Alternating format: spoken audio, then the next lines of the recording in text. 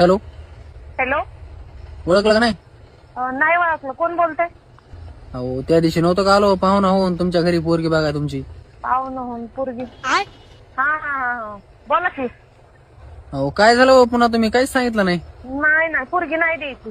नाही लग्न नाही करायचं पोरीचं. अहो कशामुळे म्हणत होतो तसं, मला व्यसन बी नाही कुठलं. नाही तुम्ही पसंत नाही आम्हाला. लग्न नाही करायचं पोरीचं आमच्या. अहो तुम्हाला नसू द्यावं पसंत, पण तुमच्या पोरीला तरी पसंत असेल ना मी. अहो पोरीलाच आमच्या पसंत नाही. मला पसंत करून काय माझं लग्न करायचंय का? पोरीला बी आमच्या पसंत नाही. हं. पोरीला आहे मत पसंत, पण आमच्या माणसांना नाही पसंत. ते पोरीच्या मामाला विचारलं पोरगा असंच आहे. हं. पण आम्ही पण बाहेर वाईट जरा चौकशी केली 4-5 दिवसानं. लोक म्हणतात पोरग टुकार आहे, दारू पितंय, इकडे तिकडे पळतंय, गांजा सिगरेट फोडतंय, कामधंदा काय करत नाही, आई बापाचे जीवावर आहे ना. आम्ही करू का आमच्या एवढ्यासारख्या फुलासारख्या पोरीचं वाटू? अहो तसं नाही हो काही, मी लय चांगला माणूस आहे, फक्त मी कधी कधी 90 पेत असतोय. काय?